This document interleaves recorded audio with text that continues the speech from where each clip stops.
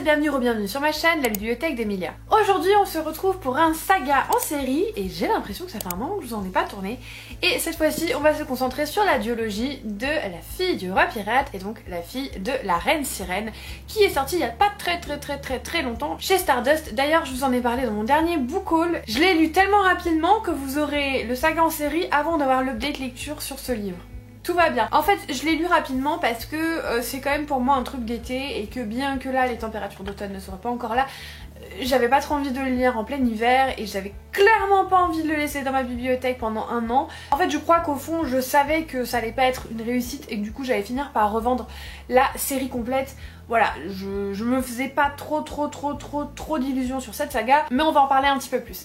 Cette saga, elle est écrite par Tricia Levenseller. Ce ne sont pas ses premiers travaux publiés puisqu'elle avait également écrit La Reine des Ombres qui, lui, est un stand-alone, mais je crois que c'est sa première saga, donc c'est une duologie qui va évoluer dans un univers maritime, principalement, avec quelques créatures légendaires comme les sirènes, mais principalement quand même, on est beaucoup plus sur la piraterie qu'autre chose. On va suivre deux personnages, Alosa qui est la fille du roi pirate, Caligan qui est un dangereux pirate qui a un petit peu une renommée sur toutes les eaux et qui lui donne une mission, celle de se faire kidnapper par un autre équipage qui posséderait une carte qui l'emmènerait vers un endroit qu'il a très envie de découvrir et de retrouver.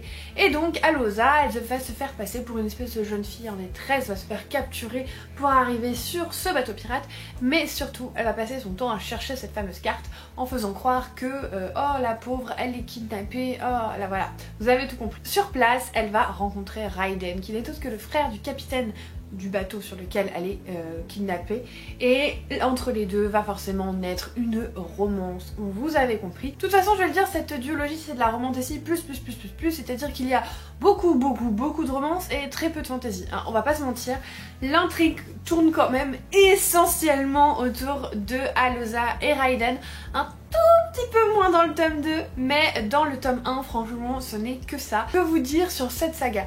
J'avoue que d'habitude, dans les sagas en série, je dresse un portrait plutôt positif des sagas que j'ai terminées, puisqu'en général, si je vais jusqu'au bout, c'est que je les ai bien aimées. Dans les duologies, le risque, c'est que je me dise, est-ce que le tome 2 va remonter mon estime du tome 1?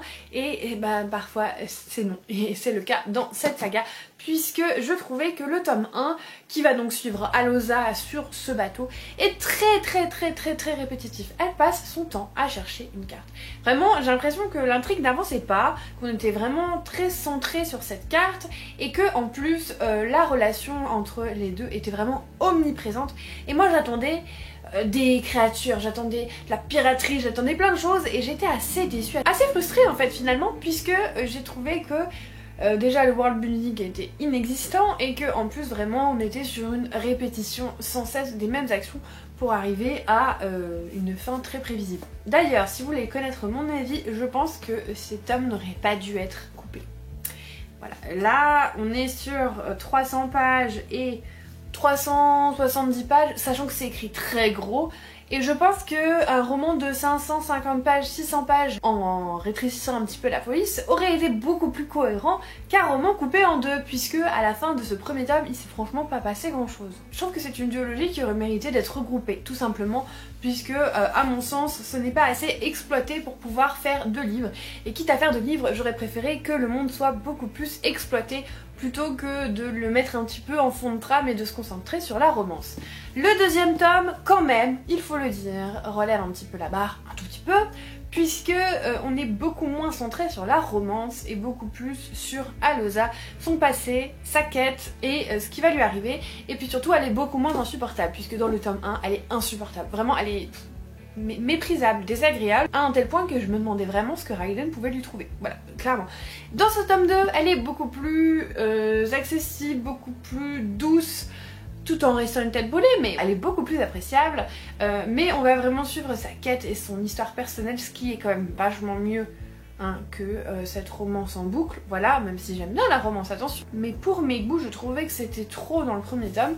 Là, c'est beaucoup plus appréciable à ce niveau-là, puisqu'on va un petit peu plus dans le détail de sa quête, mais je trouve qu'encore une fois, c'est vraiment brossé en façade. On nous promet des sirènes, c'est quand même dans le titre. Et pour moi, on les voit que trop peu, on les voit très peu. Il y a très peu d'informations sur les sirènes, sur comment elles survivent, sur leur monde, sur leur mode de reproduction, sur plein de choses en fait. Et du coup, ben... déjà elles arrivent très tard et puis elles arrivent à peine quoi. Et en plus je les imaginais vachement plus badass alors que là on est vraiment... c'est les petites sirènes quoi, genre là là là là là. Et franchement... j'ai été déçue, j'ai été vraiment déçue parce que ce tome 2 partait mieux avec moins de romance, plus d'action, plus de monde, plus d'introspection, mais au final c'est resté vraiment façade.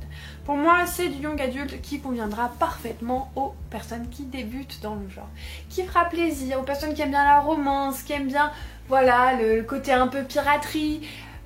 Mais pas aux habitués, pas aux personnes qui en lisent tout le temps, parce que... Enfin, après, je peux me tromper, hein, clairement. Je dis, ça ne plaira pas à telle personne. Je suis qui pour dire ça? Personne. Par rapport à mon expérience personnelle, j'ai lu trop de young adultes pour me contenter de ça. Voilà, j'ai lu trop de choses bien meilleures pour me dire que ça, c'était bien. C'était pas bien. Par contre, ça se lit tout seul. C'est un plaisir coupable qui se lit d'une traite, vous le voyez pas passer. Clairement, je l'ai lu en 2 jours, je crois. 2 jours. Alors qu'en ce moment, j'ai du mal à lire, parce que ça se lit tout seul, parce que c'est écrit gros, parce qu'il y a beaucoup de dialogues, très peu de descriptions, donc franchement, c'est vrai que ça peut être chouette quand on a une petite panne de lecture, qu'on est fatigué, qu'on a besoin d'un truc un peu facile, un peu très accessible. Oui, mais par contre, si vous cherchez des sirènes, du monde, de l'action... c'est peut-être pas là qu'il faut vous diriger, voilà.